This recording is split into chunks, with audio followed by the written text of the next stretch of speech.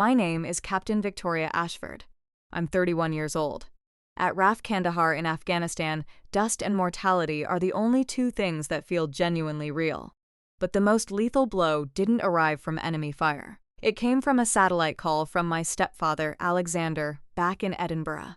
His voice carried that sickly, cheerful tone I had come to despise. "Victoria, wonderful news," he said. "I've just sold your father's cottage." The words landed like shrapnel. I was completely speechless.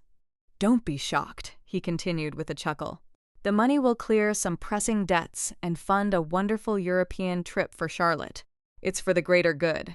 My greater good, obviously. Besides, that old place was just sitting there, gathering cobwebs, just like your father's medals gathering dust on the shelf." My blood turned to ice. He genuinely believed that being 7,000 miles away made me powerless. But he knew nothing about the legal protection document my solicitor and I had signed years before deployment. If you've ever had your sacrifices dismissed as worthless by your own family, let me know in the comments where you're watching from. Please hit that like button and subscribe to Hidden Family Infidelity and Revenge, because this is the story of how a soldier used her military training to win justice right here at home. The satellite phone disconnected, but Alexander's voice lingered in the dry Afghan air, a poisonous echo in the silence of my small quarters. There was no screaming, no throwing things against the thin plywood walls. The rage that surged through me was too immense for such a small release. It was a cold, heavy thing, a block of frozen purpose forming in my chest. My training took over before my heart could truly break. I walked numbly to the makeshift washing facilities, the floor gritty with sand that infiltrated everything. The face staring back at me from the polished metal mirror was pale beneath layers of dust, the eyes wide but steady. They were a soldier's eyes, not the eyes of a wounded daughter. I wouldn't permit that transformation. I cupped my hands under the weak stream of cold water and splashed my face. Once, twice. The shock of it was grounding, a physical anchor in an ocean of emotional chaos. Then I began the techniques I had learned at Sandhurst. Tactical breathing. Inhale for 4 seconds. Hold for 4. Exhale for 4. Hold for 4. The roaring in my ears began to subside. The violent tremor in my hands steadied. I watched my reflection as the soldier reasserted control. The rage wasn't gone. Oh no. It was being compressed, refined, channeled into something cold, sharp, and purposeful. Out here, mission focus means survival. You don't allow emotion to cloud your judgment. You can't. But I knew with absolute certainty that a new conflict had just been declared. And the front line wasn't in the mountains of the Hindu Kush. It was 7,000 miles away in the heart of Scotland. But before launching a counter-offensive, I made one final attempt at diplomacy. I needed to believe there was still an ally on the home front, a friendly force I could depend upon. With a deep breath, I dialed my mother. The hope I held was fragile, and it shattered within seconds. "Mum," I said, my voice tight with control. Alexander just called about the cottage. A pause, faint crackling on the line. Then her voice, small and evasive. "I know," Margaret whispered. The words were barely audible, laced with guilt she couldn't hide. "You knew," I said. The question was quiet, but it carried the weight of my entire world. "Victoria, listen," she started, her voice taking on a defensive edge. "Alexander promised he would handle everything smoothly. Don't make this difficult for him. He's under tremendous stress." The excuses washed over me, each one another layer of betrayal. The debts, the pressure, the promise of a quick solution. I listened as she painted Alexander as a victim, a man backed into a corner, forced to make an impossible choice. Under stress, I finally cut in, the ice in my voice sharp enough to wound. "He's selling Father's house without my permission. He's selling our house. The one Father left for me. It's complicated," she stammered. Then her tone shifted from evasive to irritated, the way it always did when I refused to bend to her will. "Why must you always be so rigid, so military about everything? Can't you sacrifice a little for the family, just once?" That was it. That was the killing blow. Not from my stepfather, the enemy combatant, but from the one person in the world who was supposed to be my unconditional ally. Sacrifice a little. As if my entire life wasn't constructed from sacrifice. The word hung between us like an obscene insult. In her eyes, I wasn't her daughter anymore. I was simply a resource, a tool to maintain her fragile, artificial peace. The peace she had chosen over me, over Father's memory, over everything that was supposed to matter. I didn't say goodbye. I simply ended the call. The controlled calm I had fought so hard to build shattered, replaced by a hollow ache. My mind fled the heat and dust of Kandahar and retreated into the cool air of the Scottish borders. I saw the cottage. I could feel the rough texture of the fieldstone fireplace that Father and I had built together one summer. My hands small and clumsy beside his. I could smell the faint, smoky scent of the old bearskin rug in front of it, the one Father had inherited from his own father. I pictured the bookshelf he had constructed into the wall, filled with worn paperbacks on military history, biographies of great generals, chronicles of warfare, Sun Tzu's The Art of War. Alexander wasn't just selling a building. He was liquidating my past. He was auctioning off the last tangible pieces of my father, the most sacred relics I possessed. And the thought of him using that blood money to send his own daughter, Charlotte, on a European holiday, it was sacrilege. It was turning the legacy of a hero, a man who died serving his country, into cheap entertainment. A down payment on backpacking hostels and train tickets across the continent. My grief solidified back into resolve. I strode out of the facilities and back to the Tactical Operations Center, the hub of servers and communications, a familiar comfort. I sat down at my station, opened my encrypted laptop, and ignored the blinking notifications from my unit. This was a personal mission now, but I would execute it with professional precision. I didn't compose a long, emotional email. My fingers flew across the keyboard, typing a short-coded message to my best friend Elizabeth Thornton, a contract solicitor in London, and the one person I trusted implicitly. The subject line was simple, urgent. The message was even simpler. Situation Redcon 1 at Stronghold Heatherfield. Hostile forces have seized the asset. Requesting immediate deployment of legal countermeasures. Await further intelligence. Heatherfield. The code name we had given the cottage years before, a private joke between two friends that had just become deadly serious. I hit send. The war had officially begun. The coldness spreading through my veins wasn't new. It was a familiar ghost, pulling me back to another time, another celebration, when my dreams were sacrificed for someone else's comfort. Lying on my bunk in Kandahar, the harsh glare of a single fluorescent bulb overhead, I felt that old familiar coldness return to my bones. My mother's betrayal wasn't a fresh wound. It was the tearing open of a scar I had carried for over a decade. A scar carved into me on what should have been one of the proudest days of my young life. The memory pulled me back across the years, back to the clatter of silverware and forced smiles of a Christmas dinner when I was 20 years old. The air in our Georgian townhouse in Edinburgh was thick with the rich sense of roast turkey and herb stuffing. I was buzzing with excitement, practically vibrating in my seat. Just the week before, I had received my acceptance letter to the Royal Military Academy Sandhurst. It was more than a university acceptance. It was the culmination of every dream I had harbored since I was a small child, wanting to be just like my father. It was my future earned with straight A's at sixth form, sporting colors, and grueling hours of preparation. I thought naively that everyone would share my joy. The entire extended family was present. Aunts, uncles, cousins. At the head of the long dining table, Alexander sat like a king on his throne. He swirled the amber liquid in his crystal tumbler. Macallan 18 single malt, his favorite, purchased with my mother's money. He waited until everyone had a full plate before he cleared his throat, silencing the low conversation around the table. He lifted his glass. A toast, he announced, a smug smile playing at his lips. To Victoria, I felt a flush of pride. My mother shot me a quick, encouraging look. To Victoria, he continued, his eyes scanning the room, who is about to waste the finest military education in the world to learn how to follow orders and salute on command. But hey, he added with a wink, at least she will look splendid in the uniform. A few obligatory, uncomfortable chuckles rippled through the room. The silence that followed was deafening.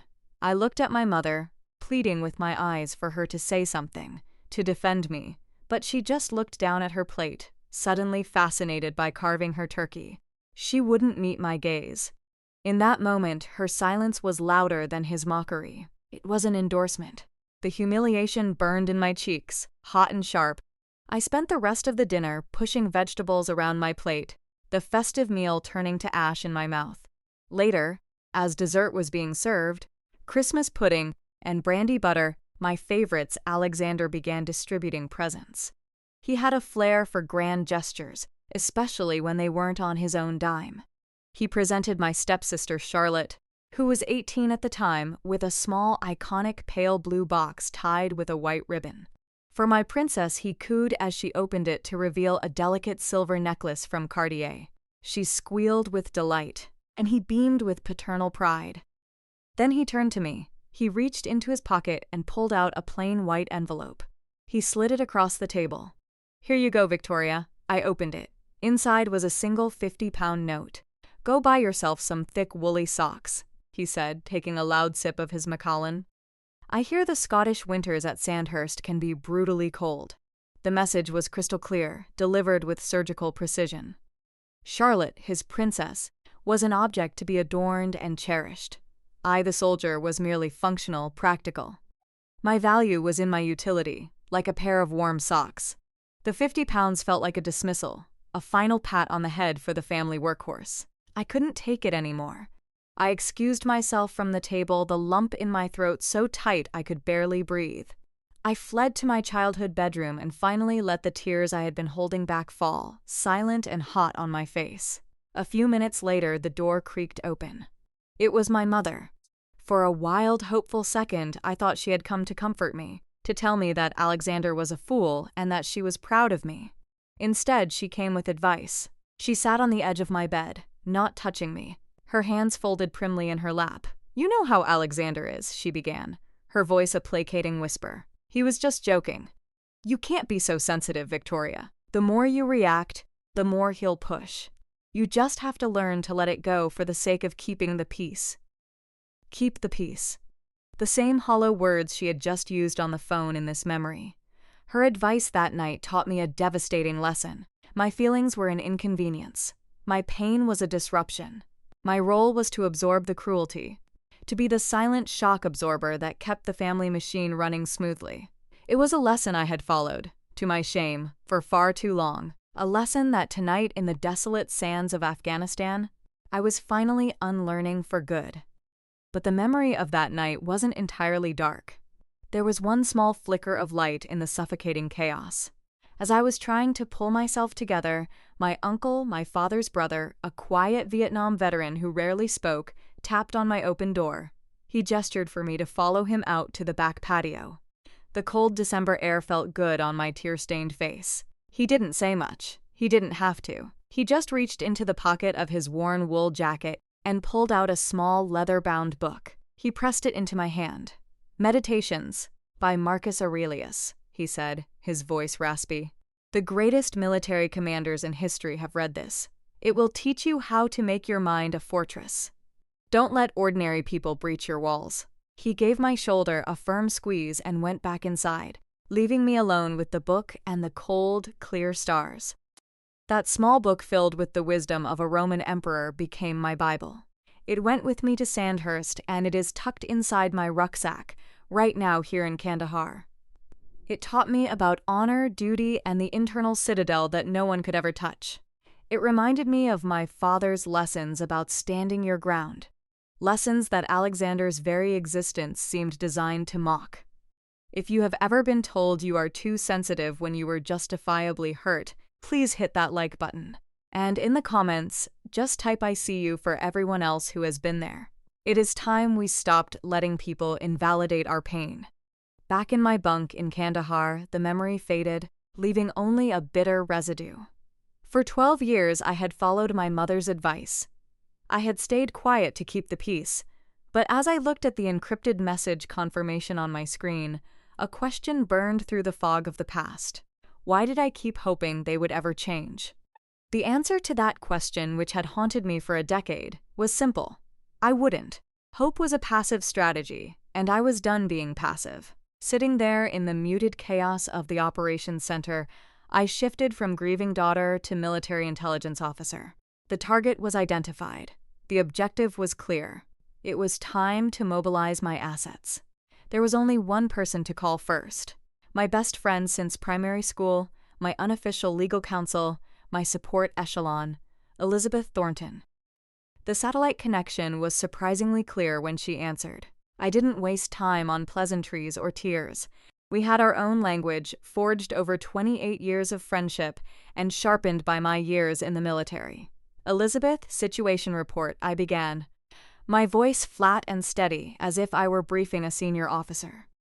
There was a half-second pause on her end, and I could picture her instantly sitting up straighter at her desk in Canary Wharf, her solicitor's mind kicking into high gear.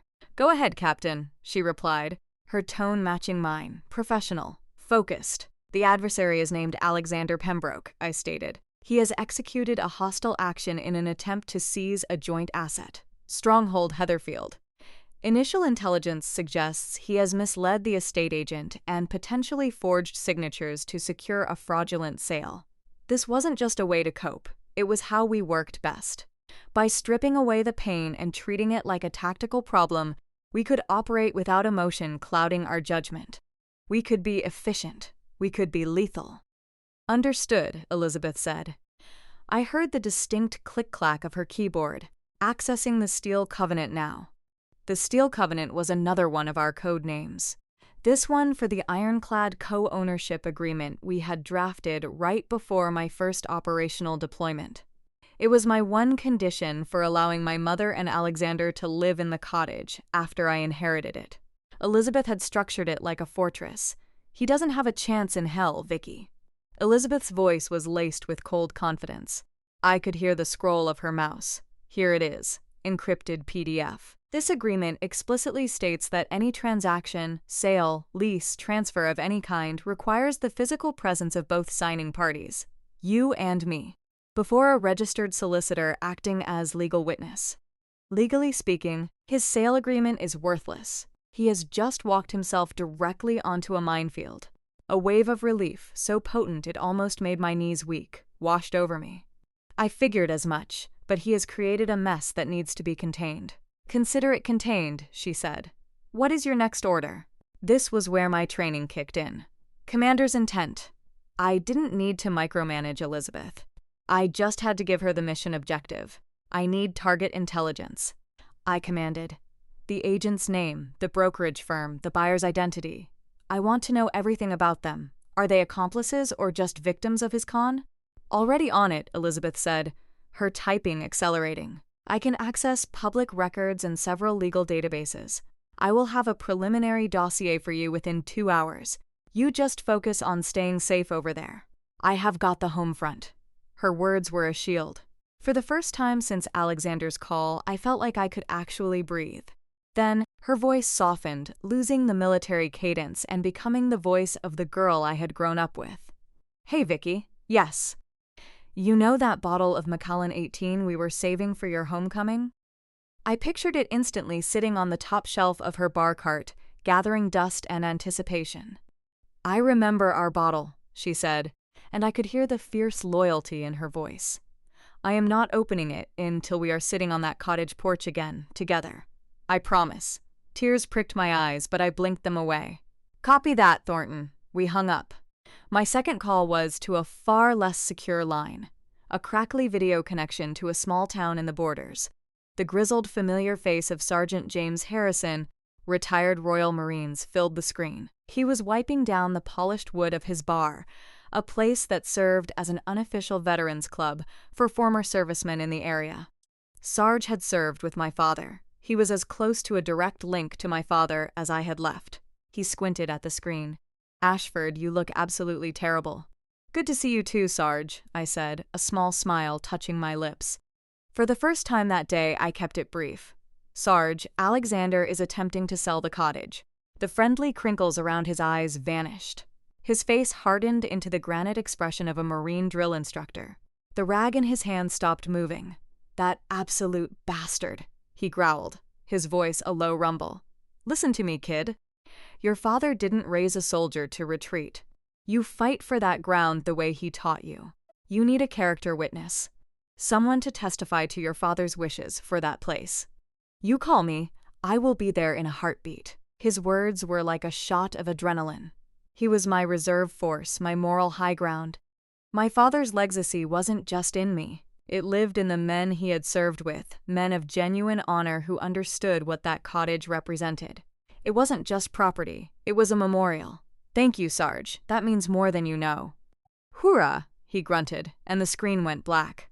Watching the pixels of Sarge's determined face fade, I knew my flanks were secure. With Elizabeth as my legal arsenal, and Sarge as my character witness, I was no longer a lone soldier fighting a defensive action. I was a commander with fire support. Back in London, Elizabeth was already moving. A few minutes later, an email notification popped up on my screen. It was from her. The subject line read Operation Heatherfield. Phase 1 initiated. The first shots had been fired. The flight back to the United Kingdom was a blur of engine noise and anticipation. My request for emergency leave had been approved with surprising speed, and within 48 hours I was touching down at RAF Lossiemouth. I didn't even stop to change. I drove my stored Range Rover straight from the base to my small rented flat in Edinburgh, still wearing my desert camouflage uniform. The grit of Afghanistan was still on my boots and under my fingernails. I wanted him to see it. He was already there, as I knew he would be. Alexander was leaning against his sleek black Mercedes, a picture of smug impatience. He had clearly been waiting, planning an ambush on my territory. He didn't wait for an invitation, just pushed off from the car and followed me up the path as I unlocked my door. "We need to talk," he said, his voice carrying the tone of a man accustomed to being in control. I didn't answer him. I stepped inside and he followed, closing the door behind him with a decisive click. I walked to the center of my small living room and calmly set my military duffel bag on the floor. Then I turned to face him. I planted my feet shoulder-width apart, straightened my spine, and crossed my arms over my chest. I didn't say a word. I just looked at him, my gaze level and unwavering. It was a lesson I had learned at Sandhurst: command presence. You can control a room without ever raising your voice. Sometimes the most powerful weapon is a calculated silence. He was visibly thrown off balance. He had expected tears or yelling or pleading. He had expected the emotional 20-year-old from the Christmas dinner. He was not prepared for the soldier standing before him. He recovered quickly, reverting to his default setting: manipulation.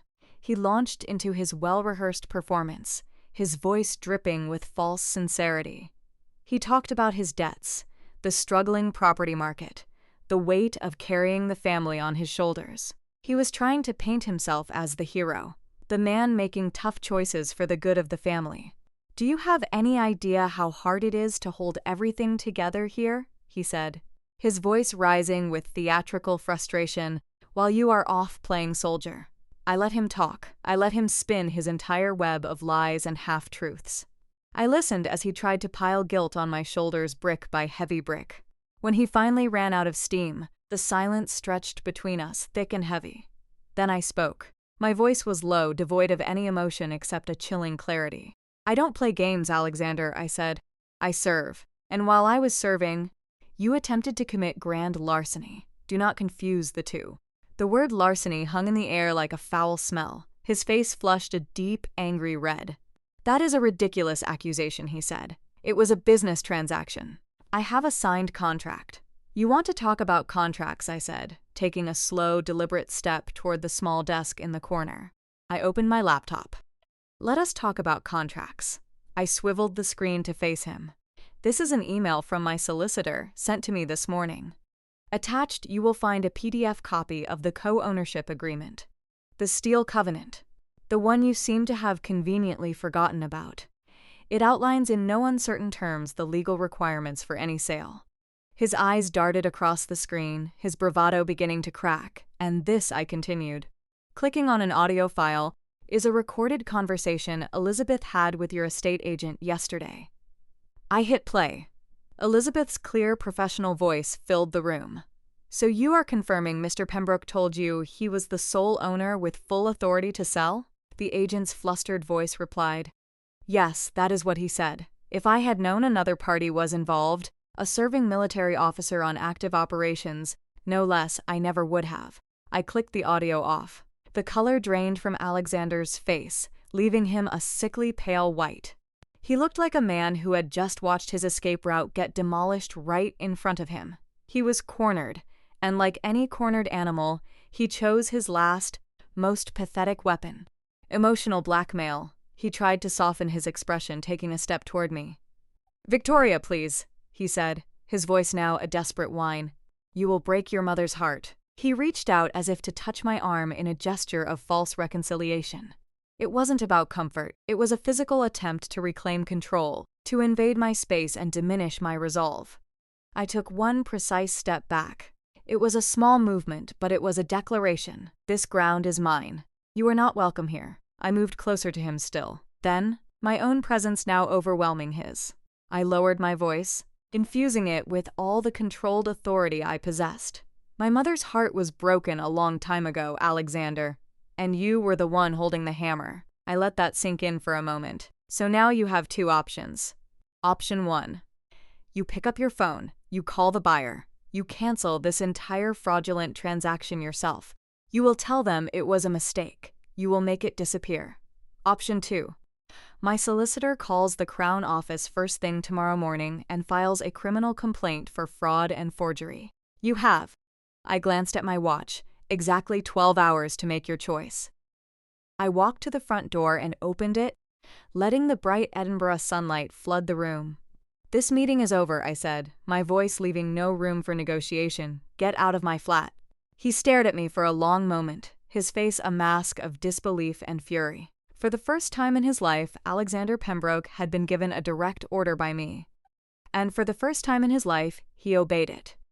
Without another word, he turned and walked out, slamming the door behind him. The sound echoed in the small flat. I had won the battle, but I knew with every fiber of my being the war was far from over. He wouldn't just give up. He would escalate. The 12-hour deadline I gave Alexander came and went. 9 o'clock in the morning the next day arrived with a deafening silence. No phone call, no text message, nothing. He was calling my bluff, betting on the assumption that I wouldn't dare escalate a family matter into a public legal firestorm. It was the classic narcissist's gamble. Push the boundaries, assuming your victim's desire for peace outweighs their desire for justice. He miscalculated badly. Elizabeth had anticipated this. At precisely 9:01 in the morning, she executed Phase 2 of our operation.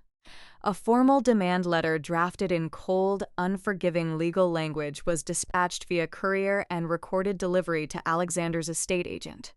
It detailed the fraudulent misrepresentation of ownership and threatened a multi-million-pound lawsuit against the brokerage firm for negligence if the transaction was not immediately frozen and all marketing materials removed.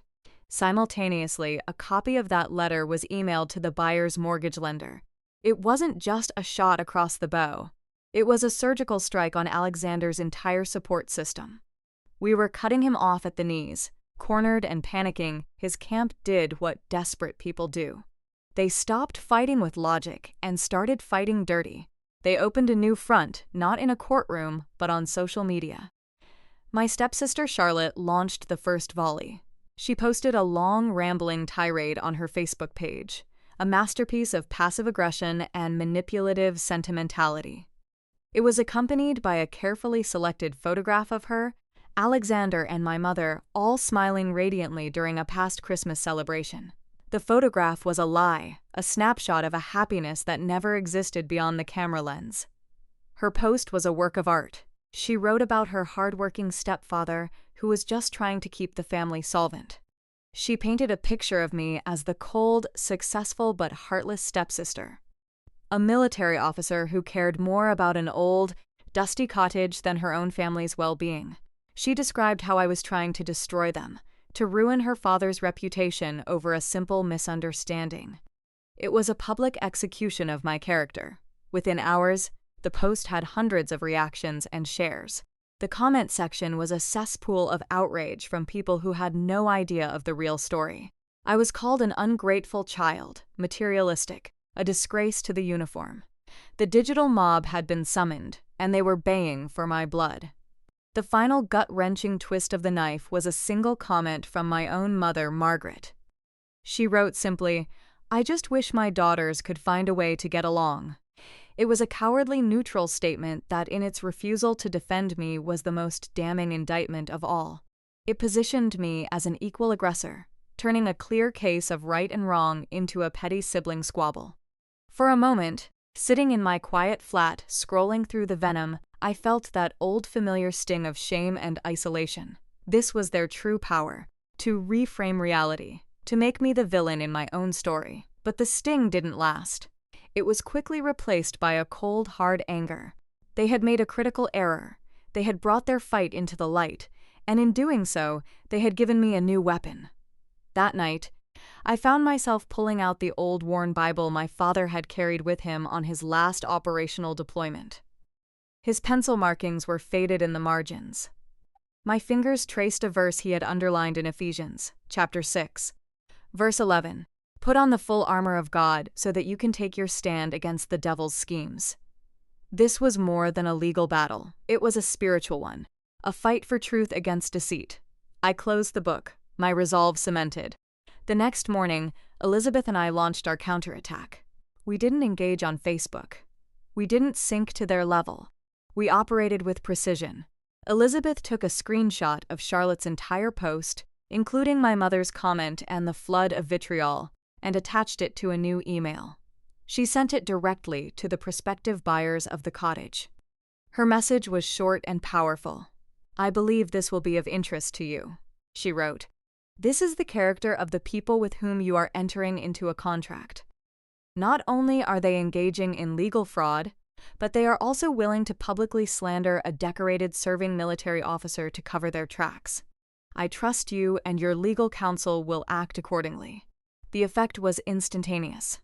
The buyers, who Elizabeth's initial contact had revealed were already getting nervous, were now utterly horrified. The deal wasn't just legally risky anymore. It was morally toxic. They called their solicitor, who then called Alexander's agent with a vengeance.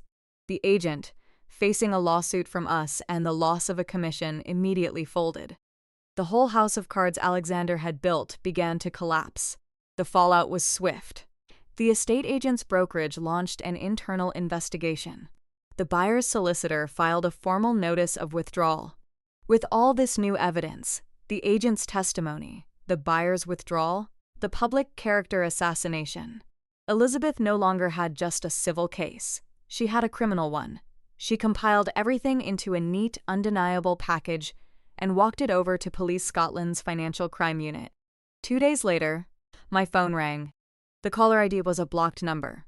Captain Ashford, a man's voice asked. It was calm, professional, with the weary authority of a career investigator. "This is she," I answered. "My name is Detective Inspector Miller. I am with Police Scotland's Financial Crime Unit. We have received the file from your solicitor, Miss Thornton." I held my breath.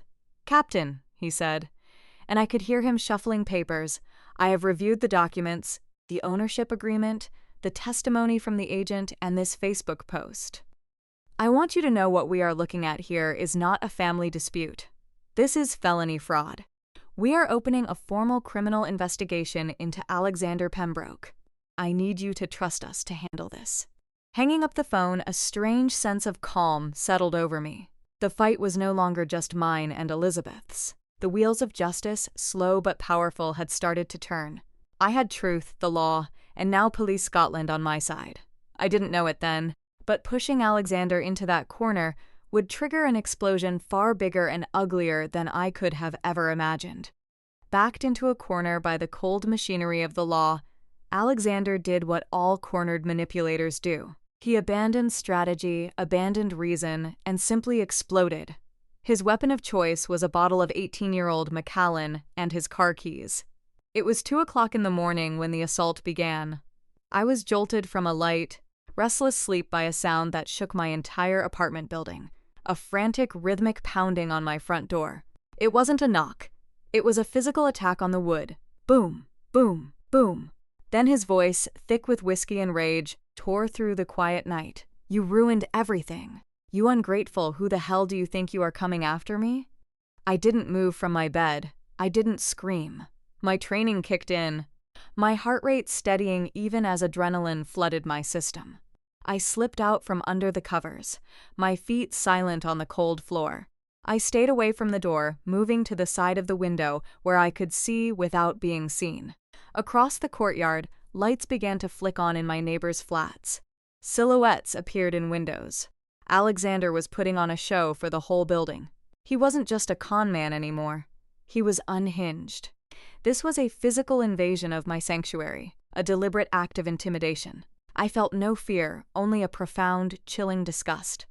I remembered a concept from my military training, the rules of engagement. They defined the circumstances under which you are permitted to use force. You don't fire on a potential threat. You wait until the threat becomes imminent and hostile. Alexander had just crossed that line. He had escalated from a legal problem to a direct threat to my safety. The pounding continued, punctuated by a stream of slurred, vicious insults. But I wasn't the only one listening. My next-door neighbor, a retired firefighter named David, was a man who knew the sound of a crisis. I saw his porch light flick on, and then I heard his deep, calm voice speaking through my wall. "Yes, 999. I have got a drunk and disorderly individual attempting to break down my neighbor's door." Within minutes, the silent, pulsing strobes of red and blue police lights washed over my living room walls. The cavalry had arrived. I moved to the peephole, watching the scene unfold. 2 officers from Police Scotland were on my doorstep, their stances wide and authoritative. Alexander was still yelling, pointing a trembling finger at my door, his face red in the flashing lights. "She is in there, the little witch who thinks her uniform makes her better than everyone." The officers were calm, professional. They tried to de-escalate, but Alexander was too far gone. When he shoved one of the officers, it was over. In a swift, practiced motion, they had him turned around, his hands cuffed behind his back. The sharp metallic click of the handcuffs echoed across the silent courtyard. They were reading him his rights as they guided his sputtering, intoxicated form into the back of a squad car. Only then did I open my door. I stood in the doorway, my arms crossed, and watched them drive him away. In that moment, watching the taillights disappear down the street, every last shred of doubt I might have had evaporated. Every question about whether I was being too harsh, every flicker of misplaced family loyalty was gone. Alexander wasn't just a failed property developer with a gambling problem. He was a menace, a reckless, uncontrollable force of chaos. He had crossed the final red line. The next morning, as expected, my mother called. Her voice was a frantic, panicked squeak. "Alexander has been arrested. Victoria, you have to do something. Call them. Drop the charges. You cannot let him go to prison." I listened patiently, not interrupting her torrent of panicked pleas. She spoke of his reputation, of their finances, of how this would ruin them. Not once did she ask if I was all right. Not once did she acknowledge the terror of having a drunk man trying to beat down my door at 2 o'clock in the morning. When she finally paused to take a breath, I spoke, my voice as calm and toneless as a frozen lake. "Mum," I said, "I didn't do this. He did. He made his choices, and now he is facing the consequences. And I am making mine." I hung up the phone before she could reply, cutting off the connection before her toxic brand of peace could poison my resolve. An hour later, my phone rang again. It was Detective Inspector Miller. "Captain Ashford," he said, his voice all business. "We held Mr. Pembroke overnight. He is facing charges for public intoxication, disorderly conduct, and assaulting a police officer. Combined with his behavior last night and the evidence you have already provided, we have a very strong case for felony fraud and harassment. The question now, Captain, is do you want to press forward with the charges?" I stood up and walked to the window, looking out at the new day. The sun was just beginning to crest over the sharp peaks of the Pentland Hills, flooding the sky with brilliant shades of orange and pink. It was a new dawn. If you believe that there are some lines that once crossed can never be uncrossed, hit that like button. And if you have ever had to make a hard choice to protect your own peace, just type "I chose me" in the comments below. Let us stand together. I turned back from the window, my decision absolute. "Yes, Detective Inspector," I said, my voice steady and clear as the morning sun. "Proceed. He needs to be held accountable for his actions." With those words, I drew the final line in the sand. There was no going back. The rules of engagement had changed. The threat was no longer just financial. It was physical, and I would meet it with the full force of the law. The day before the mandatory mediation session with the Crown Office, a storm rolled down from the Highlands, washing the city in clean, cold rain. As I stood watching the water streak down my apartment window, my phone buzzed. It was Sarge. "Got something for you," he said, his voice raspy as ever. "Be here in an hour," true to his word. An hour later, his old Ford pickup truck, a vehicle as weathered and reliable as the man himself, pulled into the car park. He walked up to my door carrying a small olive-drab metal box. It was an old military footlocker, the kind used for personal effects, with rust blooming at the corners and a small dent in the lid. He held it out to me with both hands like an offering. "Your father gave this to me just before his last operational deployment," Sarge said, his voice softer than I had ever heard it. He looked past me into the distance of his memory. He said, "Sarge, if anything happens to me, you make sure Victoria gets this. But not right away. Give it to her when she really truly needs it." "I think," he said, his gaze meeting mine again, clear and steady, "now is that time." He placed the box in my hands. It was heavier than it looked, weighted with more than just its physical contents. It was weighted with history, with a promise kept for over a decade. I thanked him, my voice thick with an emotion I could not name, and brought it inside. I set the box on my small kitchen table and stared at it for a long time before finally working the stiff metal latches. They popped open with a loud click, releasing the faint familiar scent of old paper, gun oil, and my father. Inside, nestled on a bed of faded velvet, lay his legacy. There were a few faded photographs. One of him holding me as a toddler on the unfinished porch of the cottage, both of us grinning. Another of him in his dress uniform, looking impossibly young and proud. There was his sergeant's insignia, a bronze compass, and a small stack of letters he had written to me from overseas, and tucked beneath them all was a thick cream-colored envelope sealed with wax. My name was written on the front in my father's strong, familiar handwriting.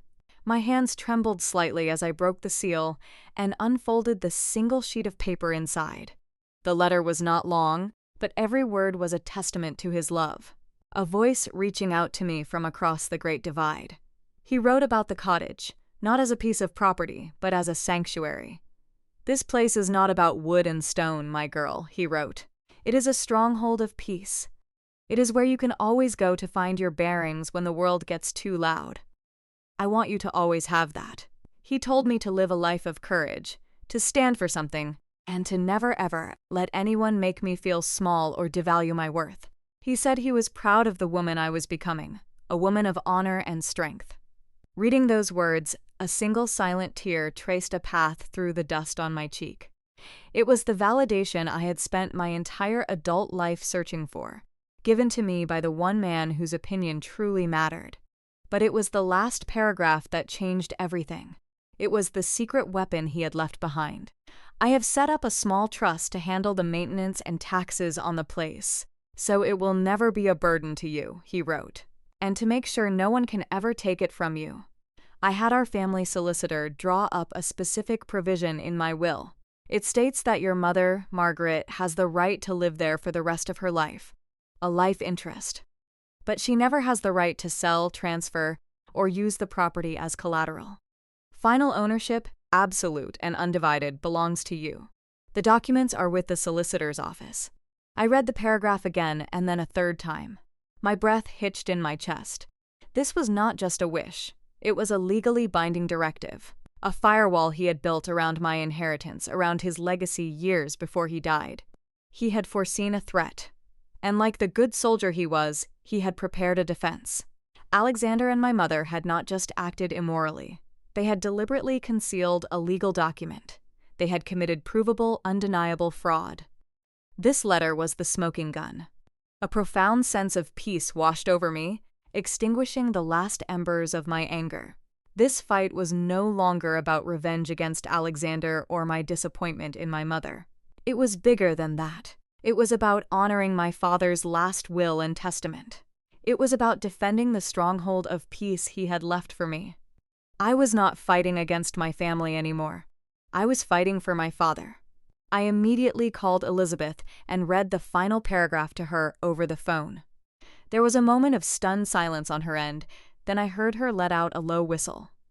"Victoria," she said, her voice filled with a solicitor's awe, "that is not a smoking gun. That is a nuclear weapon. Get me a high-resolution scan of that letter now.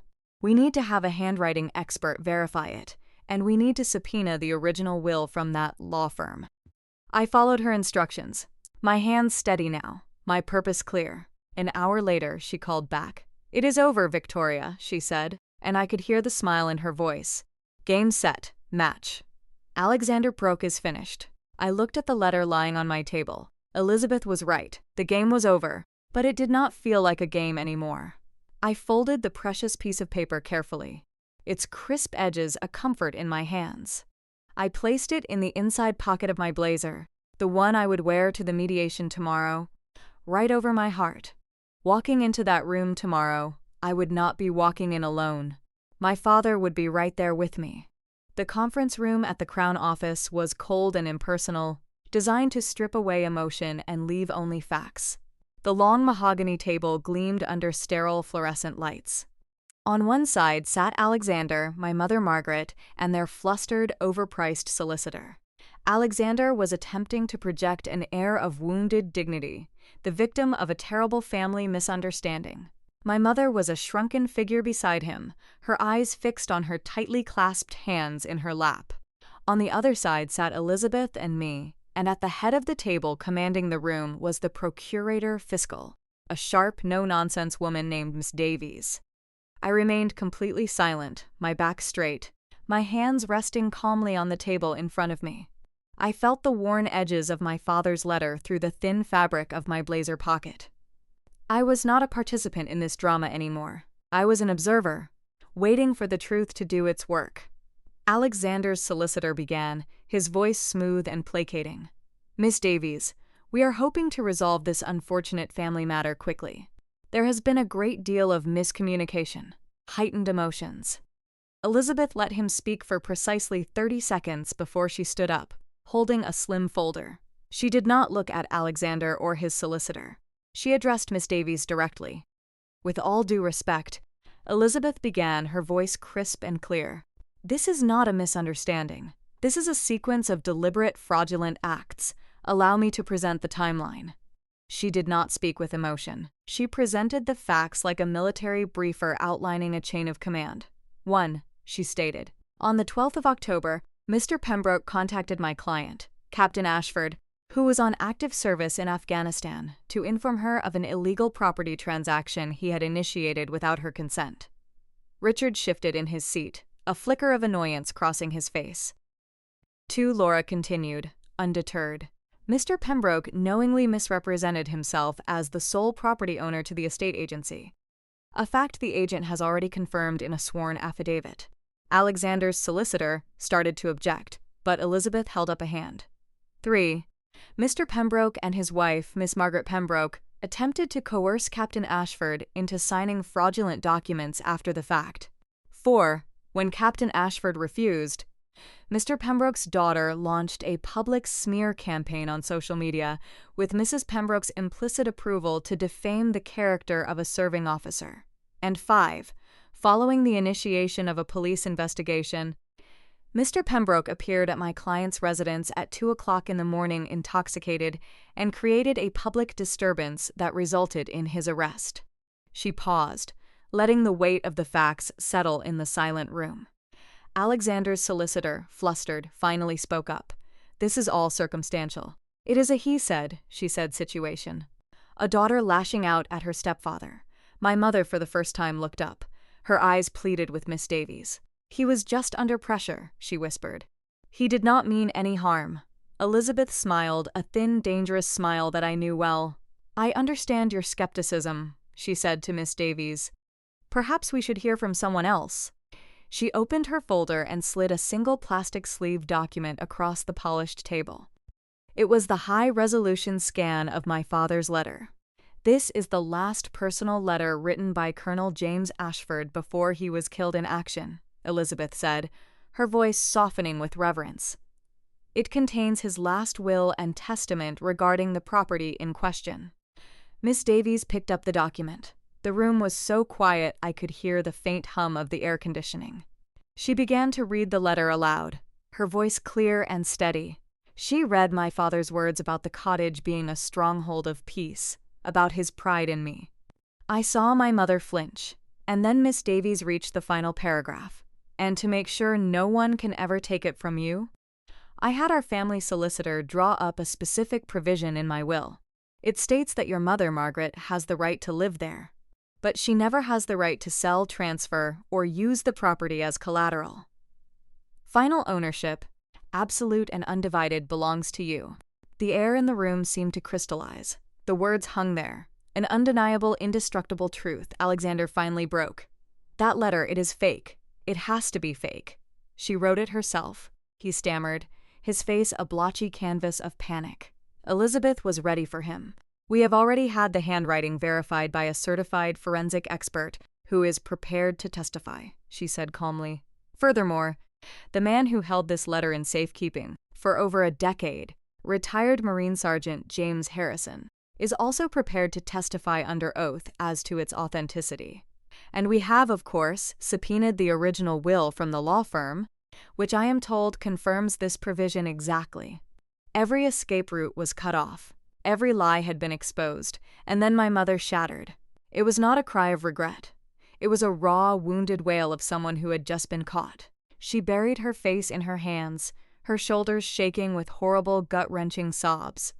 The sound was ugly, the sound of a person whose entire world of carefully constructed denial had just been demolished. She had not just been lied to. She had been a willing participant in the lie, and now she had to face it. Miss Davies placed the letter gently back on the table. She turned her cold, analytical gaze onto Alexander. "Mr. Pembroke," she said, her voice devoid of any sympathy, "your options have become extremely limited. You can accept a plea agreement right now for felony fraud, which will include full restitution of all legal fees, a permanent non-harassment order, and significant probation. Or we can proceed to a criminal trial where I assure you, you will lose and you will almost certainly serve prison time." Silence descended on the room, thick and suffocating. It was the sound of lies dying. Alexander sat frozen, a statue of a defeated man. My mother just wept, her small, choked sobs the only sound in the sterile conference room. The battle was over, and in the quiet aftermath, all that was left was the wreckage. Alexander took the plea deal. Faced with the certainty of a trial he could not win, he folded. He was convicted of felony fraud, handed a suspended sentence, and slapped with 3 years of probation. The court ordered him to pay my full legal fees, forcing him to sell his precious Mercedes to cover the cost. The fraudulent sale of the cottage was officially nullified. On paper, it was a total victory, an unconditional surrender. But as I walked out of the courthouse with Elizabeth, I did not feel the elation I had expected. There was no triumphant surge of adrenaline, no sweet taste of revenge. There was only a vast hollow emptiness. The war was over. The enemy was vanquished. But I just felt tired, exhausted to my very soul. Winning, I was beginning to realize, felt a lot like surviving. A week later, my mother called. I almost did not answer, but some lingering sense of duty made me swipe the screen. She did not apologize. She did not ask how I was. She launched straight into a litany of their hardships, the money they owed, the shame Alexander felt, how difficult their lives had become. It was the same tired narrative of victimhood, the same refusal to accept accountability. I listened for one last time to the sound of her weakness. When she was finished, I did not argue. I did not raise my voice. I just stated my own truth. "Are you happy now, Victoria?" she asked, her voice laced with a bitter, manipulative edge. "Is this what you wanted?" I took a deep breath, the words coming from a place of profound sadness, not anger. "I am not happy, Mum," I said softly. "I am just at peace, and I hope one day you find that for yourself. Mum," I continued, my voice gentle but firm, "I love you. I will always love you. But I cannot have both you and him in my life. It is not possible. I am choosing my peace now." When you are ready, truly ready to have a relationship that is just about you and me, you know my number. Until then, I need space. I ended the call before she could respond, before she could try to pull me back into the vortex of their chaos. It was one of the hardest things I have ever had to do, an amputation of the heart. But I knew it was necessary for my own survival. That weekend, I drove up into the Borders. As I rounded the last bend in the gravel road, the cottage came into view, standing silent and steadfast among the tall pines, just as my father had left it. It looked smaller than I remembered, but just as solid. I unlocked the door and stepped inside. The air was stale, thick with the musty smell of disuse and neglect. A thin layer of dust covered everything, and a few of my mother's decorating magazines were scattered on the coffee table. Ghosts of a life that was no longer welcome here. I did not feel anger looking at her things. I just felt a quiet finality. I spent the entire day reclaiming the space. I threw open every window, letting the crisp, clean mountain air rush in, chasing out the old, stagnant energy. I pulled the dust covers off the furniture and beat them outside until clouds of dust motes danced in the sunlight. I found a stack of cardboard boxes in the shed and began to pack. I did not throw her things away. I carefully wrapped her ceramic knickknacks in newspaper, folded her throw blankets, and stacked her magazines neatly. I packed it all away with a strange sense of detachment, like an archivist handling the artifacts of a forgotten civilization. It was an act not of anger, but of order, an act of respect for the woman she was, but a clear demarcation from the life she had chosen. I sealed the boxes with packing tape and moved them to the small storage shed out back. The cottage was my space now. The boundary was clear. Late in the afternoon, I sat on the porch, exhausted and sore, and pulled out my worn copy of Meditations.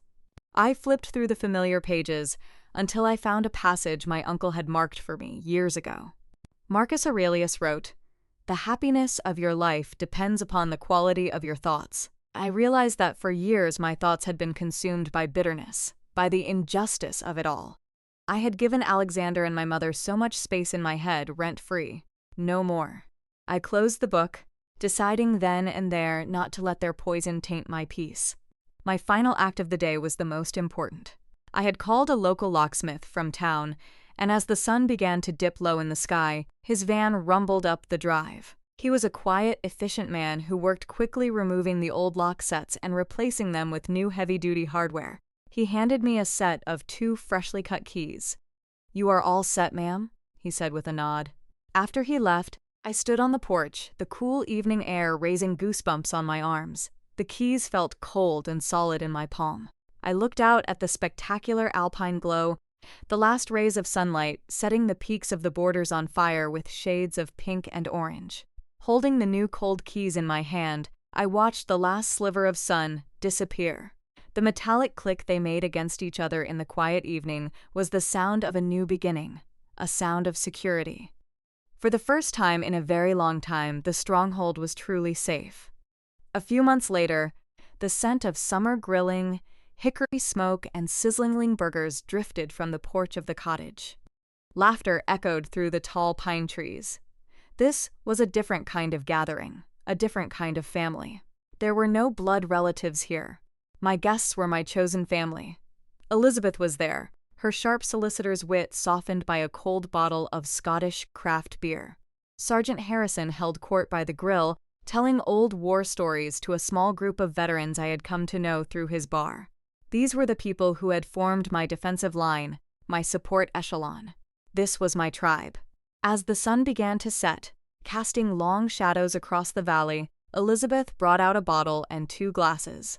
It was the Macallan 18, its dark amber liquid glowing in the twilight. She poured 2 generous measures and handed one to me. She raised her glass.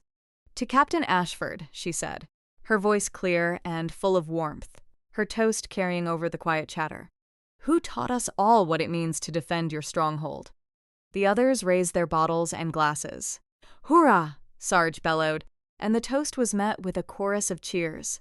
We drank, and the smooth peated Scotch was the taste of a promise kept, of a victory earned not with bitterness, but with unwavering loyalty. It was the taste of coming home. I did not return to active duty. My experiences had changed me, reshaped my definition of service. I transferred to the Army Reserve and took on a new mission. I became a consultant for a charity organization that provides legal and administrative support to military families. My war had taught me how to navigate the complex bureaucracy that so often ensnares soldiers and their loved ones. I could turn my painful education into a shield for others. One afternoon, a young specialist, barely 20 years old, sat across from me in my small office. His shoulders were slumped, his face etched with worry. He told me about his ex-partner trying to claim his operational pay and benefits, leaving him with nothing. He looked lost, overwhelmed by a system designed to confuse and exhaust. I looked at him, and I did not just see a client. I saw a younger version of myself, isolated and under attack. I gave him a calm, reassuring smile. "Do not worry, specialist," I said, pulling a fresh legal pad toward me. "We are going to build a battle plan." For the first time, I saw a flicker of hope in his eyes. I realized then that this was my new legacy. My father had left me a stronghold of peace made of wood and stone.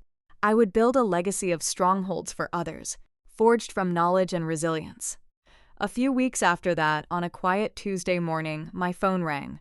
I saw the name on the screen and my breath caught. It was my mother. I hesitated for a moment, then answered, my new boundaries holding firm. Her voice was different. The panicked, brittle edge was gone, replaced by something hesitant, almost fragile. "Victoria," she said, "I just wanted to tell you I left Alexander. I am staying with a friend for now." I was silent for a moment, processing the information. There was no "I am sorry," no plea for forgiveness. There was just a simple statement of fact. It was not everything, but it was something. It was a start. I did not offer to fix things. I did not rush to fill the silence. I just acknowledged her reality and my own. "Thank you for letting me know, Mum," I said, my voice gentle. "Take care of yourself." It was a tiny seed of hope planted not in the scorched earth of the past, but in a small, carefully tended garden, protected by a very strong fence. What would grow from it, I did not know. But for the first time, I was content to just wait and see. The story ends here on a cool, clear morning. I am sitting alone on the porch of the cottage, a thick ceramic mug of hot black coffee warming my hands. The early morning mist clings to the pine needles and the air is so clean it almost hurts to breathe it in. The world is quiet, save for the chatter of a nearby squirrel and the whisper of the wind through the trees. I am not thinking about Alexander or my mother or the battles of the past. I am not planning for the future. I am simply here, present. I have fought in the farthest corners of the world, endured the heat and the dust and the constant threat of violence. But the peace I feel now in this place, in this quiet moment, this is the greatest victory of my life. It is a peace I did not just find, but a peace I fought for, planned for, and built with my own two hands. I had finally found my home, not in the wood and stone of the cottage, but in the quiet strength of my own soul. Captain Victoria Ashford was at long last home, and so my story comes to a close right here on this porch. The battle for my father's legacy is over. But I know the most important fight is the one we wage for our own peace. My stronghold is this cottage, but it is also the resilience I found within myself. We all have a stronghold worth defending. If you feel comfortable, I would be honored if you shared in the comments what your personal stronghold is. Be it a place, a person, or a principle you live by. Please press the like button if you believe in the power of setting boundaries.